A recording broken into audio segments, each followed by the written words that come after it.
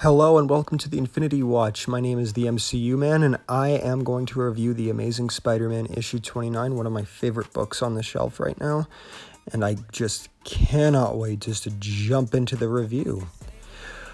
We start the issue off with Mary Jane and Peter Parker pretty much rehearsing one of her scenes in a movie, and this is kind of a really sweet moment, a really tender one, kind of proving that Nick Spencer is going to bring back a lot of what Spider-Man fans wanted.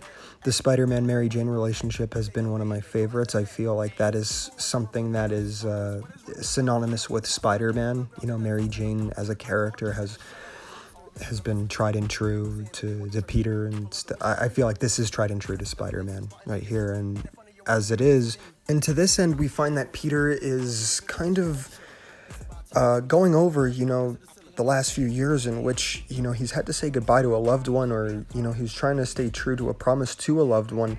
And, supervillain or his responsibility always gets in the way. And he goes to Aunt May to ask her how he can keep Mary Jane in his life, to which Aunt May just replies that Mary Jane and Peter Parker's relationship has been one of perseverance. Only for Teresa Parker, yep, everybody's favorite Peter Parker sister, is back in the driver's seat in a Spider-Man story again. And this is interesting for the fact that she kind of, is pretty much what Peter Parker's parents were. She is the ultimate spy. And with the ultimate spy comes the ultimate spy villain. The Chameleon is making good on his promise at the end of Hunted, in which he disguises himself as Nick Fury and kidnaps her partner to pretty much get a hold of S.H.I.E.L.D. technology and give it to AIM. Pretty much a giant middle finger to the world, and kind of giving us a little insight on how S.H.I.E.L.D.'s absence in all of this is kind of harmful in some degree. That villains like Chameleon and AIM could get their hands on anything they really want. And because that this guy was old school S.H.I.E.L.D., he knows where it is, and Chameleon's trying to hack his brain and get a hold of this technology some way. It is also interesting to see the Chameleon in such a appropriate Spider-Man story, in my opinion. This is sowing the seeds for something bigger, and I can't wait to see where they take the Chameleon after Kraven's death. It seemed like this guy is really just out here trying to destroy the world. Again, like he said, he's making good on his promise.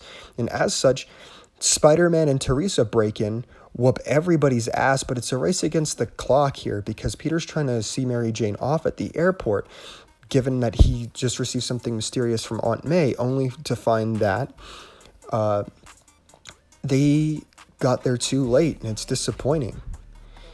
Where Peter kind of sits there and talks to Mary Jane, and we finally find out that what Peter was planning to do was to simply propose to Mary Jane, and this goes hand in hand with a lot of things. This is awesome. I really do love the way they're taking this route with Spider-Man, and this is a huge moment because I am a huge fan of the Spider-Man-Mary Jane relationship.